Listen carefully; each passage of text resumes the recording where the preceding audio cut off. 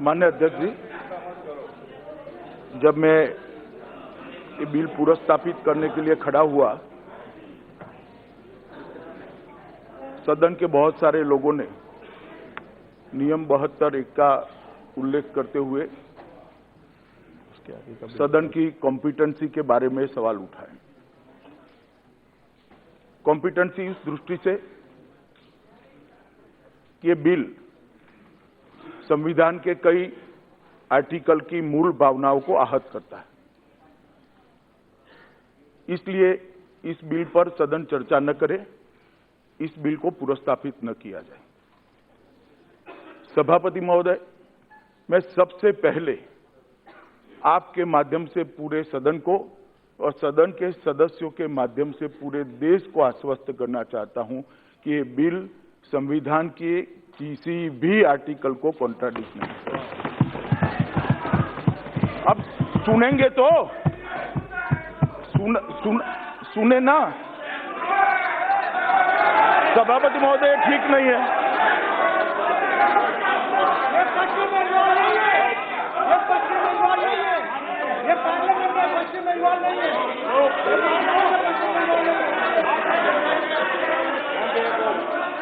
दादा बैठिए। दादा सदस्यगण, मान्य सदस्यगण, मान्य, अरे वो अटल जी, कल्याण दा चलो।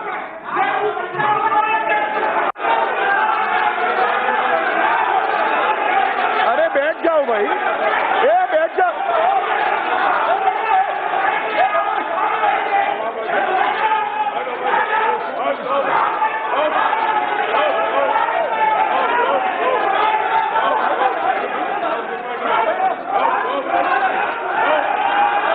अरे बैठ जाओ भाई, बैठ जाओ, बैठ जाओ, बैठ जाओ।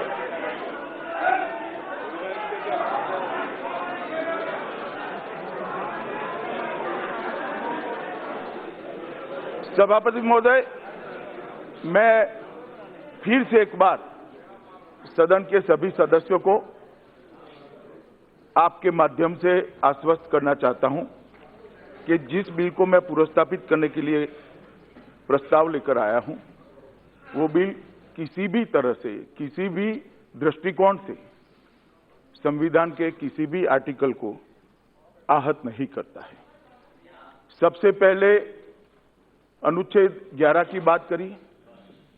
मेरा सबसे आग्रह है कि अनुच्छेद 11 को पूरा पढ़ लें। एक अनुच्छेद 11 का उपबंध में पढ़ना चाहता हूं। इस भाग के पूर्वगामी उपबंधों की कोई भी बात नागरिकता के अर्जन और संपत्ति के तथा नागरिकता के संबंधित अन्य सभी विषयों के संबंध में उपबंध करने की संसद की शक्ति का अल्पीकरण नहीं करेगी। सबका इस तरह से नहीं होगा अध्यक्ष जी, मैं सबका जवाब दे रहा हूं। मान्यवर, मेनली लबोलब सबने आर्टिकल 14 का उल्लेख किया कि आर्टिकल 14 वायोलेट हो रहा है। मैं थोड़ा सदन के सामने आर्टिकल 14 को पढ़ना चाहता हूं। भारत के राज्य क्षेत्र में किसी व्यक्ति को विधि के समक्ष समता या विधियों के समान संरक्षण से वंचित नहीं करेगा। ये है आर्टिकल 14। अब मान्यवर, जो मैं बिल लेकर आया, इसमें उन कुछ सदस्यों को लगता है कि समानता का अधिकार इससे आहत होता है, परंतु मैं सबके सामने मेरी एक बात रखना चाहता हूं कि आर्टिकल 14 रीजनेबल क्लासिफिकेशन के आधार पर कानून बनाने से रोक नहीं सकता। एकदम जवाब मत दीजिएगा, मुझे ध्यान से सुनिएगा। ऐसा नहीं है मान्यवर कि पहली बार नागरिकता के लिए कोई सरकार निर्णय कर रही है। 1971 में श्रीमती इंदिरा गांधी ने एक निर्णय किया कि बांग्लादेश से जितने भी लोग आए हैं, सारे लोगों को नागरिकता दी जाएगी। अब मुझे एक बात बताइए, तो फिर पाकिस्तान से आए हुए क्यों नहीं लिए? आप बैठिए। माननीय अध्यक्ष जी, माननीय अध्यक्ष जी, ये ठीक नहीं है। मैं बताता हूं ना।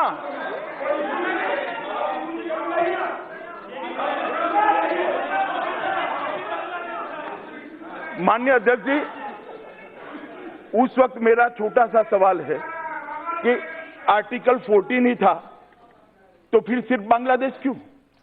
अभी अधीर रंजन चौधरी खड़े हो गए, उनका गुस्से होना स्वाभाविक भी है। मैं उनका गुस्सा समझ भी रहा हूं और गुस्से का कारण भी समझ रहा हूं। माननीय अध्यक्ष जी,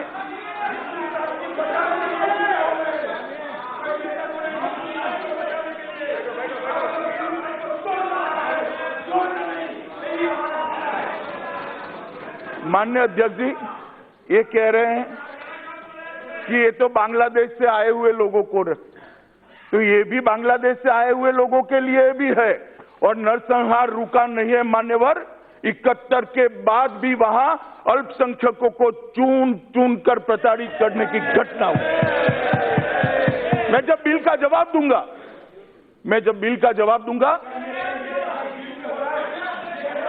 बिल पर ही कर रहा हूं मैं, आर्टिकल 14 पर ही बोल रहा हूं मैं।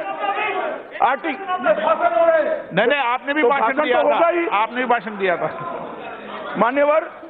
उसके बाद में युगांडा से आए हुए सारे लोगों को इस देश में कांग्रेस के शासन में ही शरण दी गई, नागरिकता दी गई।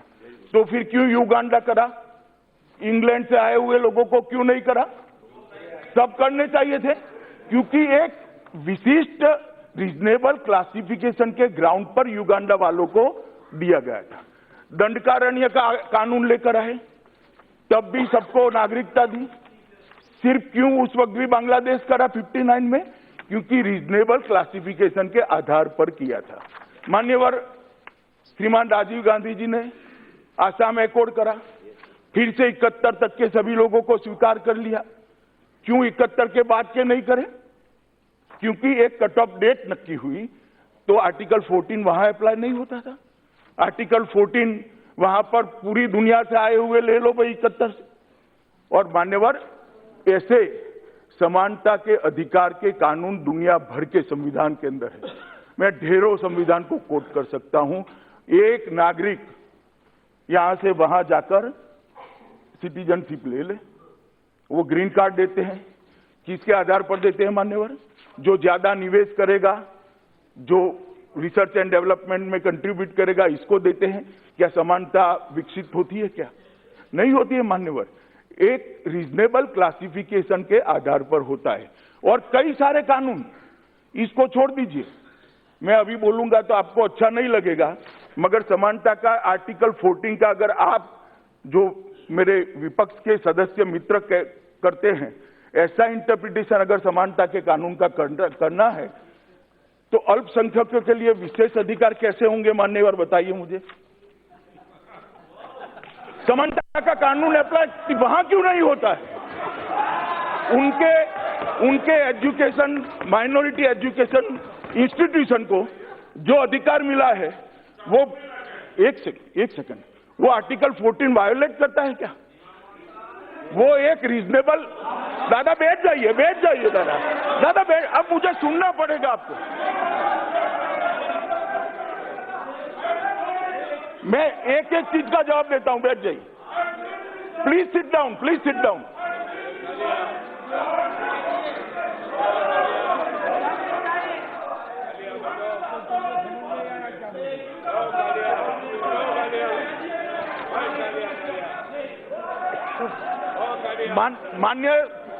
माननीय अध्यक्ष जी, ये मुझे ऐसे नहीं रोक सकते।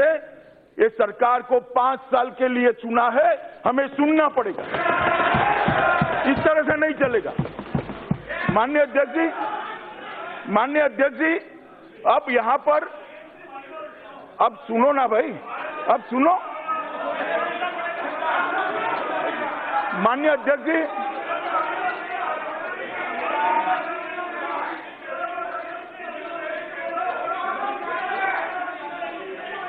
Sit down.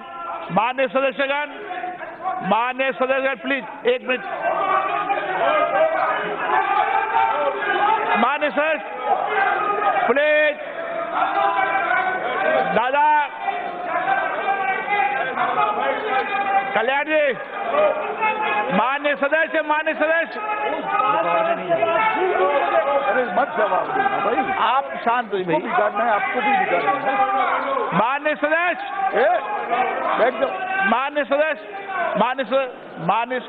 1 मिनट गृह मंत्री, मान्य अध्यक्ष जी, एक मिनट गृह मंत्री। मान्य सदस्यगण, जब आप मान्य सदस्य सब बोल रहे थे, जब मैं इधर से सदस्यों को सबको चुप करा रहा था, जब इस सदन को अगर चलाना है, अगर गंभीरता से चलाना है तो सवाल करो तो जवाब भी सुनना चाहिए। मैं आपको डिबेट के समय पर्याप्त अवसर दूंगा, ये मैंने आपको बताया है। बीच में कोई मान्य सदस्य गृह मंत्री जी के बीच में न अंकित होगा न उठे, ये मेरा आपसे आग्रह है। मान्य गृह मंत्री जी। माननीय अध्यक्ष जी, अब जब रीजनेबल क्लासिफिकेशन के आधार पर इस देश में आर्टिकल 14 के रहते ढेर सारे कानून बने हैं, तो यह केस के अंदर एक कानून को लाने के लिए रीजनेबल क्लासिफिकेशन का आधार क्या है वो मुझे बताना चाहिए। और मैं जब बिल पायलट कर रहा हूं, बिल लेकर आता हूं, तो मेरा दायित्व है कि मैं सदन के सामने रीजनेबल क्लासिफिकेशन का मान्य सदस्य बात नहीं करें, आधार सदन के सामने रखूं। माननीय अध्यक्ष जी, इस बिल के अंदर भारत की जमीनी सीमाओं से सटे हुए 3 देश, अफगानिस्तान, बांग्लादेश और पाकिस्तान। फिर मान्य सदस्य सब जवाब दूंगा भाई। मान्य सदस्य बैठ जाओ ना। माननीय अध्यक्ष जी, मैं रीजनेबल क्लासिफिकेशन। मान्य सदस्य आप मान्य सदस्य प्लीज। माननीय अध्यक्ष जी, मैं नेपाल का भी जवाब दूंगा, सबका जवाब दूंगा, मगर बिल जब चर्चा में आएगा तब। अभी जिक्र करना बंद कीजिए, हम भी चुप रहेंगे। माननीय सदस्य कैसे चल रहा है? प्लीज मान्य सदस्य आप मत करो। मैं सदन के नेता से आग्रह करूंगा अपनी गरिमा को बनाए रखें, आप विषय पर न उठे, अच्छा नहीं लगता। मैं मौका देता हूं।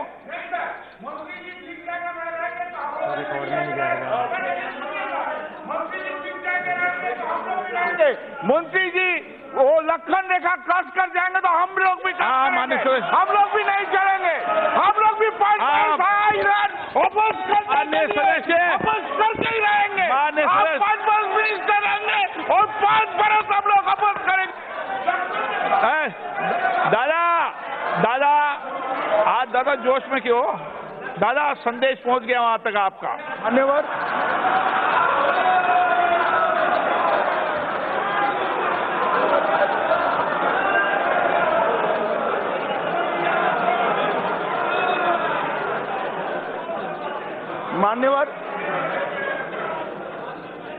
मान्यवर में रीजनेबल क्लासिफिकेशन के ग्राउंड पर था। मान्यवर, रीजनेबल क्लासिफिकेशन का ग्राउंड क्या है?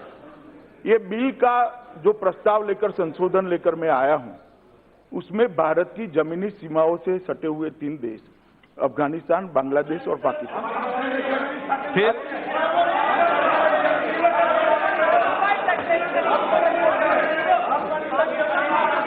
माननीय सबका अपना अपना। मान्यवर, इनको सभी सदस्य कह रहे हैं भारत की 106 किलोमीटर जमीनी सीमा अफगानिस्तान से सटी हुई है। क्या आप, मैं रिकॉर्ड पर कह रहा हूं, उकसाने से कुछ नहीं होगा, रिकॉर्ड की बात है। मैं भूगोल को जानता हूं, इस देश की, मैं इस देश की भूगोल को जानता हूं, मैं यही कहूं। आए अधीर रंजन जी। मान्यवर,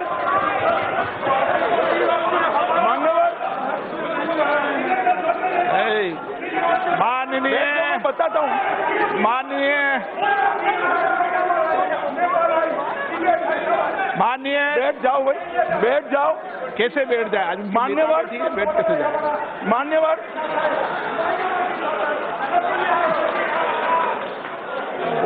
मान्यवर, मैं फिर से रिपीट करना चाहता हूं कि इस देश का 106 किलोमीटर का जमीनी सरहद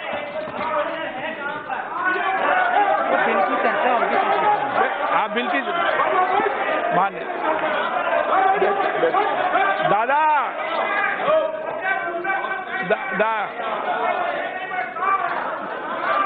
अरे मान्यवर, शायद ये लोग पाक ऑक्यूपाई कश्मीर को भारत का हिस्सा नहीं मानते हैं। मैं क्या करूं?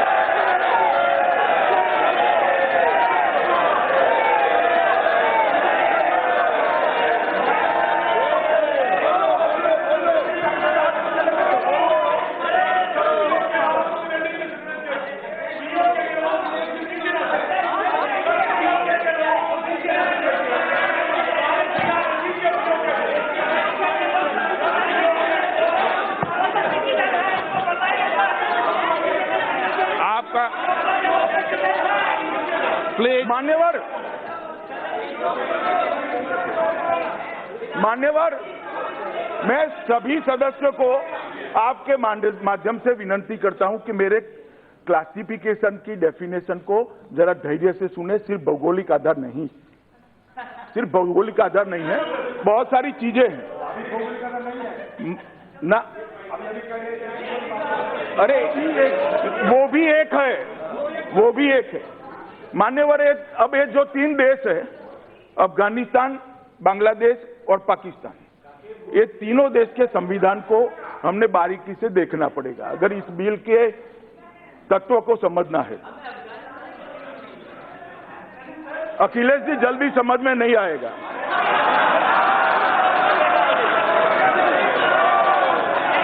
मान्यवर, इनको इतना है तो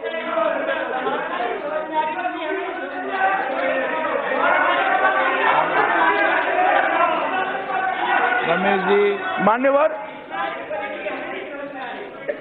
अफगानिस्तान का संविधान, मान्यवर, अफगानिस्तान का संविधान, इस्लामिक रिपब्लिक ऑफ अफगानिस्तान का संविधान, उसका अनुच्छेद 2 पवित्र धर्म इस्लाम, इस्लाम रिपब्लिक ऑफ अफगानिस्तान का धर्म है, मतलब स्टेट का एक धर्म है। Pakistan, Islamic Republic of Pakistan, इसके अनुच्छेद 2 को देखिए, इसमें प्रावधान है पाकिस्तान राज्य का धर्म इस्लाम होगा। बांग्लादेश, बांग्लादेश के अनुच्छेद 2 क में रिपब्लिक राज्य बांग्लादेश का धर्म इस्लाम है। मैं इसलिए ये तीनों पड़ोसी देश के धर्मों का जिक्र करने वाला हूं, कर रहा हूं मान्यवर, क्योंकि ये जो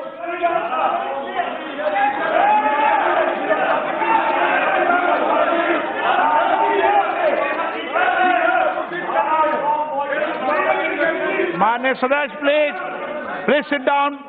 मान्य सदस्य, down, please sit down, please sit down. मान्यवर, में बहुत हो गया मान्य सदस्य। 1 सेकंड, नहीं, प्लीज बैठ जाइए। 1 सेकंड। मान्यवर, मैं फिर से स्पष्ट कर दूं कि अभी मैं बिल पर नहीं हूं, बिल की कॉम्पिटेंसी को समझा रहा हूं। अब जब आपके वक्तव्य के अंदर दयानिधि मारण जी लंका का पूछेंगे, जरूर जवाब दूंगा, मगर मैं अभी बिल की वैधानिक कॉम्पिटेंसी के बारे में कह रहा हूं। ये नहीं है, वो नहीं है, चीन, जो दुनिया के जो देश का पूछना है वो पूछ लीजिएगा, मैं सबके जवाब दूंगा। मान्यवर, अब आप तो बैठ जाइए सब। मान्यवर, ये तीनों जो देश है, ये तीनों देश के संविधान के अंदर वो राज्य का धर्म का जिक्र है। अब पार्टीशन के वक्त शरणार्थियों का यहां से वहां जाना, वहां से यहां आना हुआ, उस वक्त नेहरू लियाकत समझौता हुआ 1950 में। मैं इस पर डिटेल में बताऊंगा, मगर नेहरू लियाकत समझौते के अंदर उस वक्त दोनों पाकिस्तान थे, पूर्व पश्चिम और भारत, उसके बीच में एक समझौता हुआ। इसमें दोनों देशों ने अपने यहां माइनॉरिटी के संरक्षण की व्यवस्था का गारंटी दिया। दुर्भाग्य से यहां पर इसकी अनुपालना ढंग से हुई और ये तीनों राज्यों के अंदर माइनॉरिटी पर मैं जब बिल पर आऊंगा तब बताऊंगा मान्यवर, इतने अत्याचार हुए, इतने अत्याचार, और वो अत्याचार के मारे धार्मिक प्रताड़ना के कारण हिंदू, मुस्लिम, सिख, जैन, पारसी और क्रिश्चियन, हिंदू, हाँ मुस्लिम, मानिए आपको भी आप एक प्लीज एक मिनट अधीर जी शब्द को मत पकड़िए दानिश अली। क्या आप कहना चाहते हैं पाकिस्तान में मुसलमान पर अत्याचार होगा, बांग्लादेश में मुसलमान पर अत्याचार होगा? कभी नहीं हो सकता। मान्यवर हिंदू, मैं फिर से रिपीट कर देता हूं मान्यवर। एक मिनट माननीय सदस्य, एक मिनट इसमें अधीर मत होइए अधीर रंजन जी, बैठिए जरा। हाँ बोल रहे हैं, आपको भाषण का समय आएगा। एक मिनट मान्यवर, ये सारी चीजों का मैं जवाब दूंगा। माननीय प्लीज मान्यवर, ये तीनों राष्ट्रों के अंदर हिंदू, बुद्ध, सिख, जैन, पारसी और क्रिश्चियन, ये 6 मत के धर्म के पालन करने वालों के साथ धार्मिक प्रताड़ना हुई है। ये बिल जो मैं लेकर आया हूं, बैठ जाइए प्लीज, बैठ जाइए मान्यवर प्लीज। मान्यवर जो बिल लेकर मैं आया हूं, मान्यवर जो मैं बिल लेकर आया हूं, वो पॉजिटिव डायरेक्शन के आधार पर धार्मिक रूप से प्रताड़ित अल्पसंख्यकों को शरण में लेने का बिल है, उनको नागरिकता देने का। मान्यवर, यहां कहा कि मुस्लिमों के अधिकार ले लिए, इस बिल ने किसी मुस्लिम के अधिकार नहीं। हमारे एक्ट के मुताबिक कोई भी एप्लीकेशन कर सकता है। ढेर सारे लोगों को नागरिकता दी भी है और ढेर सारे लोगों को भविष्य में भी मिलेगी। नियमों के अनुसार एप्लीकेशन करेंगे, ये सबको मिलेगा। एक मिनट तुम बैठ जाइए। हाँ प्लीज माननीय, इनका जवाब मत दीजिए आप। मान्यवर, अब ये इतना बोल रहे हैं, मैं कह दूं ये बिल की जरूरत क्यों पड़ी है। जब देश का आजादी मिला तब धर्म के आधार पर विभाजन अगर कांग्रेस पार्टी न करती तो ये बिल की जरूरत न पड़ती। किसने किया धर्म के आधार पर विभाजन? किसने किया धर्म के आधार पर विभाजन? इस देश का विभाजन धर्म के आधार पर कांग्रेस पार्टी ने किया है, हमने नहीं किया है। धर्म के आधार पर विभाजन कांग्रेस पार्टी ने किया है। मान्यवर, उनको सुनना पड़ेगा, ये इतिहास है, इसको सुनना पड़ेगा। मान्यवर,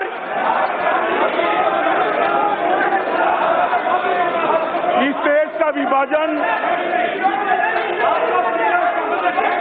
माननीय आपका अंकित हो रहा है, माननीय गृह मंत्री जी आपका अंकित हो रहा नहीं हो रहा होगा।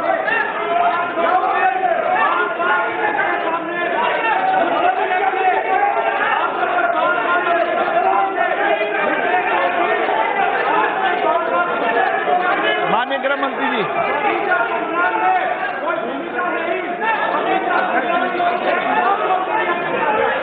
सुनना पड़ेगा सब उनको।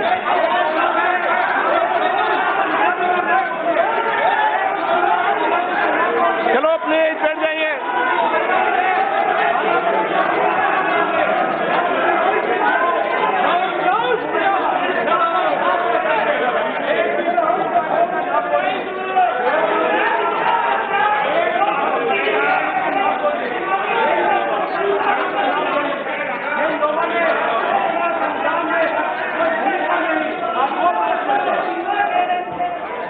बैठ जाओ प्लीज। माननीय सभापति महोदय, ये तीनों राष्ट्रों के अंदर जो धार्मिक प्रताड़ना के आधार पर 6 धर्म समुदाय जिसका मैंने नाम कहा, वो लोग भारत में आए हैं, उन लोगों को भारतीय नागरिकता देने के लिए प्रस्ताव है। This is reasonable ground for classification, और ये रीजनेबल ग्राउंड ऑफ क्लासिफिकेशन के आधार पर आर्टिकल 14 को ये बिल आहत नहीं करता है। मान्यवर, मैं फिर से एक बार कहता हूं कि ये 3 राष्ट्रों से भी अगर कोई मुस्लिम सज्जन हमारे कानून के आधार पर एप्लीकेशन करता है तो ये देश खुले मन से इस पर विचार करेगा, परंतु उन लोगों को ये जो प्रावधान होने जा रहा है इसका फायदा इसलिए नहीं मिल सकता मान्यवर, क्योंकि उनके साथ धार्मिक प्रताड़ना नहीं हुई है। ये निश्चित क्लासिफिकेशन के आधार पर बिल लेकर आया हूं मान्यवर।